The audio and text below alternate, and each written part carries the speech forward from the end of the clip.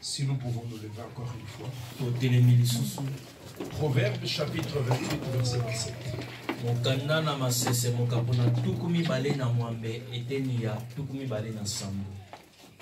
Proverbe 28, 27. Je lis au nom de Jésus-Christ. Amen.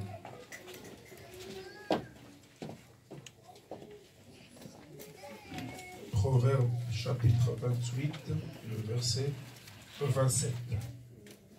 Celui qui donne aux pauvres n'éprouve pas la disette, mais celui qui ferme les yeux est chargé de malédiction. Proverbe 19, 17. Maintenant, Proverbe 19, 17. Celui qui a pitié du pauvre prête à l'Éternel, qui lui rendra selon son œuvre. Alléluia. Amen. Et puis, nous allons prendre Psaume chapitre 68, le verset 5e. Psaume 68, le verset 5. Non, prenons le verset 6, s'il vous plaît. Psaume 68, le verset 6e. Je lis au nom de Jésus. Amen. Le Père des orphelins, le défenseur de veuves, c'est Dieu dans sa demeure sainte. Prenez place, que Dieu vous bénisse. Alléluia. Amen. La Bible dit dans Proverbe que nous venons de lire, celui qui donne aux pauvres n'approuve pas la disette, mais celui qui ferme ses yeux est chargé de malédiction.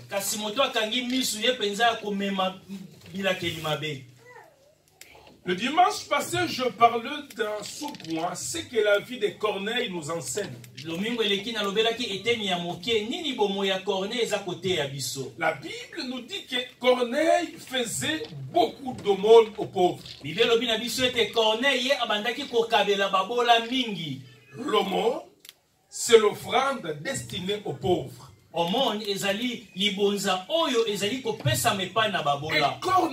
Et Corneille le faisait souvent. Lorsque Dieu le bénissait, il distribuait le pain que Dieu lui donnait avec le pauvre, avec ceux qui étaient dans le besoin.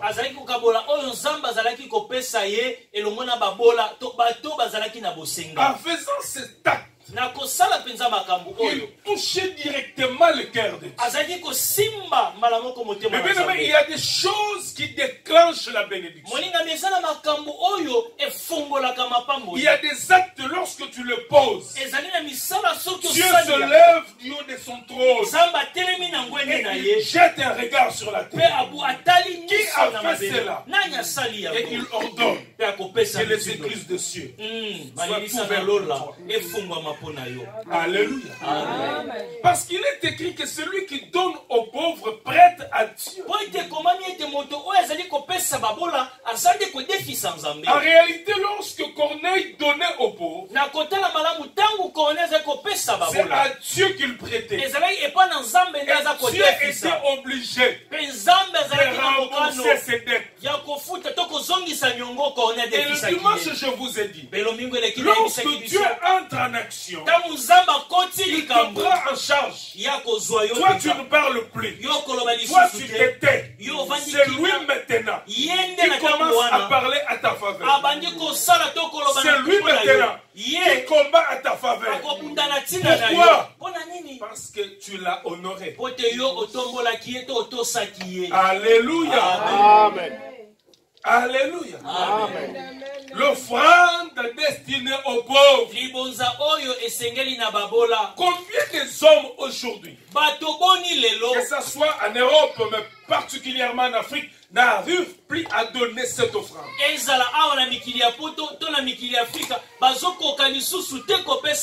Parce qu'il y a un enseignement qui assure qu'il est sur le net.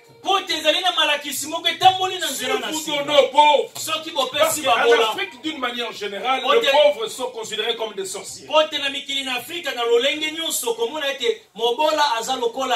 Si vous donnez aux pauvres, ils vont bloquer vos affaires, ils vont freiner votre bénédiction.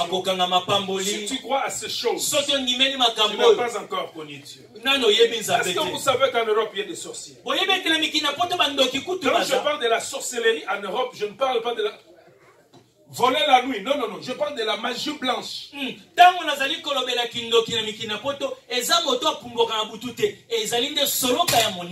Sur le dessin animé que vous donnez aux enfants, là, il y a la sorcellerie là-dedans. Est-ce que ces gens-là sont pauvres? Non, ils ont beaucoup d'argent.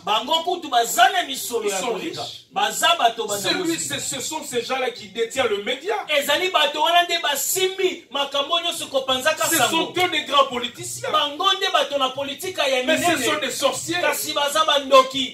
Arrêtez cette façon de voir des choses. Que ceux qui sont pauvres sont forcément sorciers. Non. Ou ceux qui sont riches sont forcément dans l'occultisme. Non. De même, il y a les riches qui seront sauvés. Il y a aussi de pauvres qui seront sauvés. Il y a d'autres pauvres qui auront en enfer. Il y a aussi des riches qui auront en enfer. Parce que jusque-là, je me fais comprendre. Amen. Donner aux pauvres, c'est prêter à Dieu. Mais je veux dire une chose plus précise. La Bible dit, tout ce qui n'est pas fruit de conviction est un péché. Lorsque tu veux donner, et tu ne te sens pas convaincu de donner, là ne donne pas. Est-ce que je me fais comprendre? Là ne donne pas. C'est Dieu qui t'interdit de le faire. Et il sait pourquoi. Mais tu ne peux pas prendre ton interdiction et faire de cela une doctrine et enseigner aux autres de ne pas donner. Est-ce que je me fais comprendre? Amen. Donc si Dieu me parle d'une chose de façon particulière, c'est à moi que Dieu s'est adressé. Et je ne ferai pas de ces choses une doctrine. Alléluia. Amen. Vous voulez que je vous dise une chose? Dieu a dit à Samson, il ne faut pas couper cette tresse. Pourquoi? Parce que c'est là que résidait l'onction de Samson. Mais moi je n'ai pas de longue tresse. Est-ce que je me fais comprendre? Amen. Mais j'ai l'onction de Dieu. Dieu avait dit cela à Samson. Samson ne fera pas de cela une doctrine. Dire à tous les autres, il ne faut pas vous faire couper les cheveux.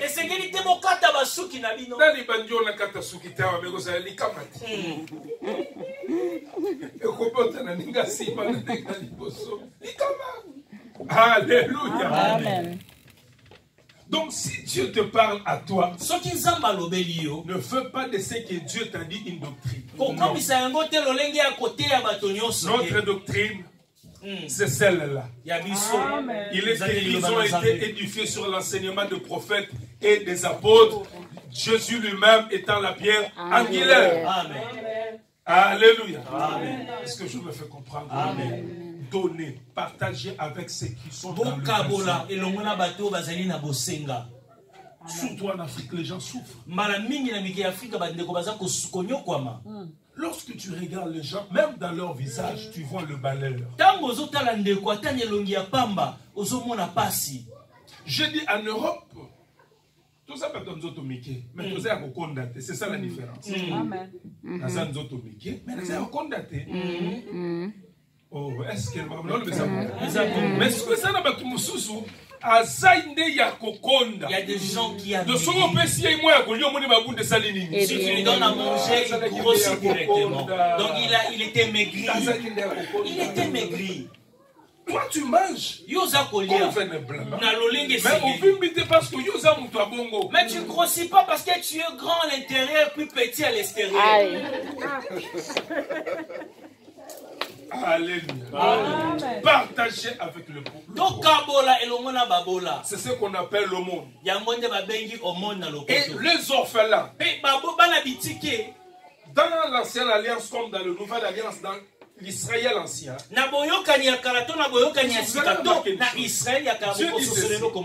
est le père des orphelins et le juge ou le défenseur de veuves.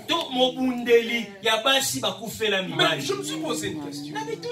Pourquoi il n'est pas le père des orphelins et le défenseur de veuves? Parce qu'il y a aussi de veuves. Il n'y a pas seulement de veuves. Tu t'es déjà posé une question? Nulle part dans la Bible, Dieu est le défenseur de veuves. Non.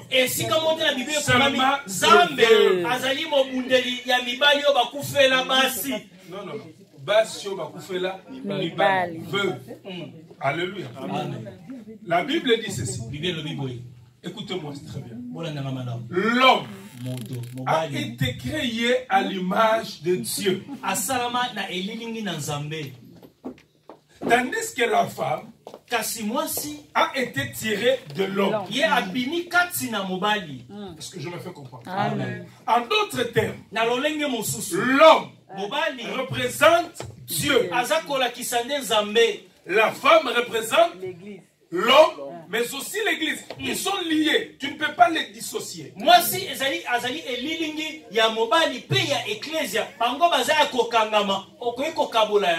Alléluia. Amen. Parce qu'un homme et une femme qui perd son mari, elle est faible.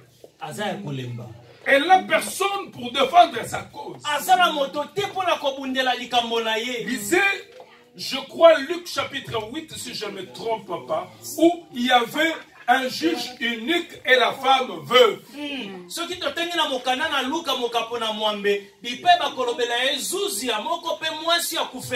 Ou Luc 18, je ne me souviens plus. 18, voilà, 18. Alléluia. Amen. Donc la Bible dit, cette femme n'avait personne pour défendre sa cause. C'est à ce moment-là que Dieu devient son juge. Alléluia. C'est à ce moment-là que Dieu entre en action pour défendre la cause de veuve. Si tu touches à une veuve, c'est à Dieu que tu as touché. Amen.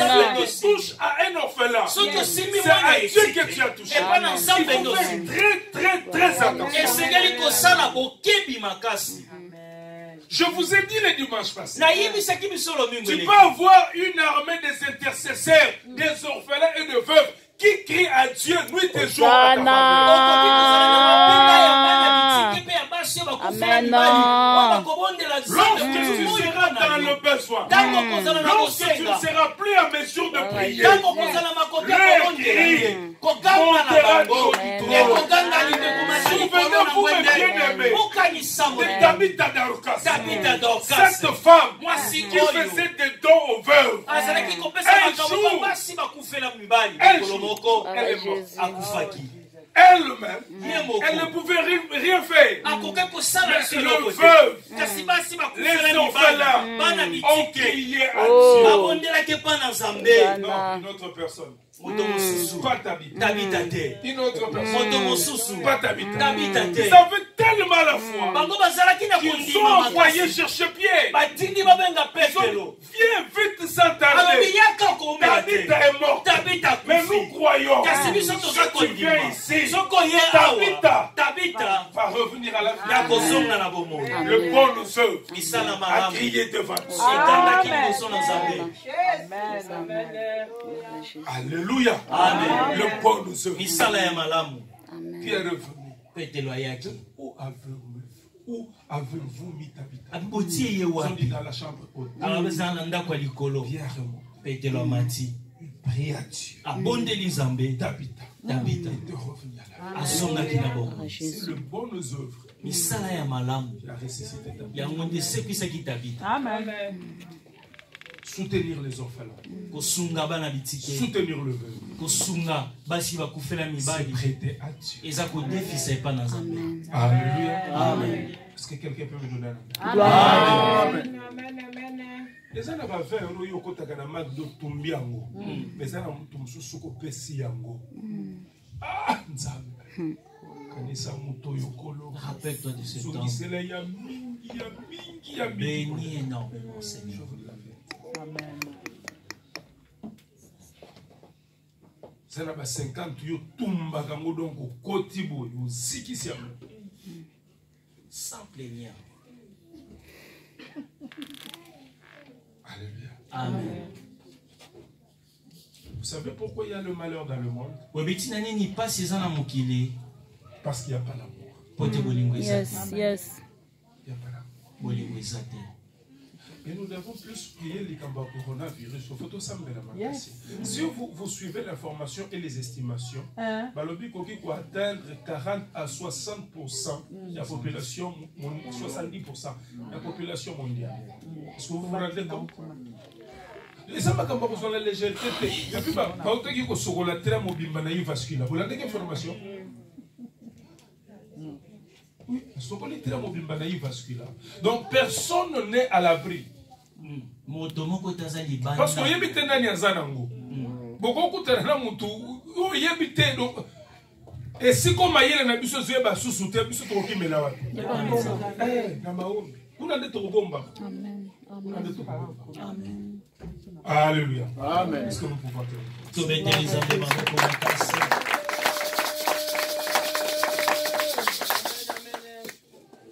l'aumône.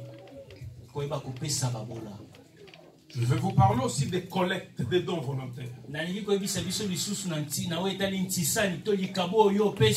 Dans l'église primitive, on faisait des collectes.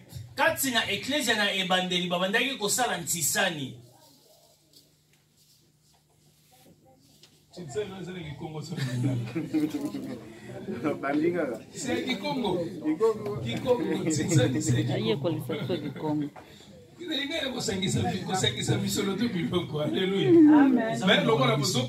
C'est l'essentiel. Alléluia. Lisons 1 Corinthiens chapitre. Commençons d'abord.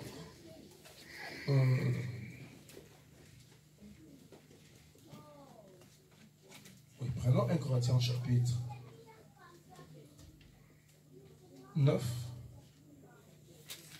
Connect? Non. 1 Corinthiens 16, 1 à 2, s'il vous plaît. 1 Corinthiens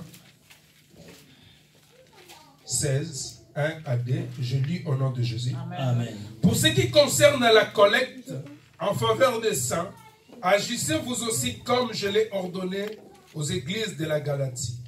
Que chacun de vous, le premier jour de la semaine, mette à part chez lui ce qu'il pourra selon sa prospérité,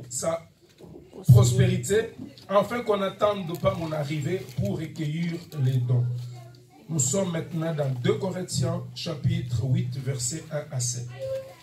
2 Corinthiens chapitre 8 1 à 7. S'il vous plaît, maman, avec les enfants, vous faites beaucoup de bruit. Nous vous faisons connaître, frères, la grâce de Dieu qui s'est manifestée dans les églises de la Macédoine, au milieu de beaucoup de tribulations qui les ont éprouvées. Leur joie débordante et leur pauvreté profonde, et produit avec abondance de riches libéralités de leur part. Ils ont, je l'atteste, donné volontairement selon leurs moyens, eux-mêmes au-delà de leurs moyens. Nous demandons avec de grandes instances la grâce de prendre part à l'assistance destinée aux saints. Et non seulement ils ont contribué comme nous l'espérions, mais ils se sont d'abord donnés eux-mêmes au Seigneur, puis à nous, par la volonté de Dieu. Nous avons donc engagé Tite à achever chez vous cette œuvre de bienfaisance comme il avait commencé.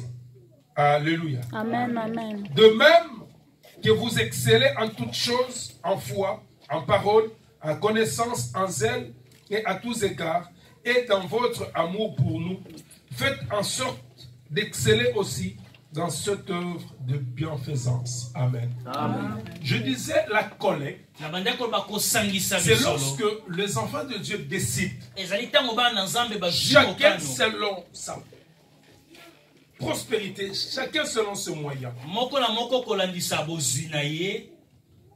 donner pour l'intérêt des autres.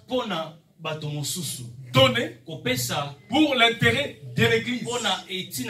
C'est ce qu'on appelle collecte. Mais permettez-moi de vous dire la vérité. Concernant la collecte, il n'y a aucune église, selon un peu de connaissances que j'ai, qui ne passe l'église kimbangiste.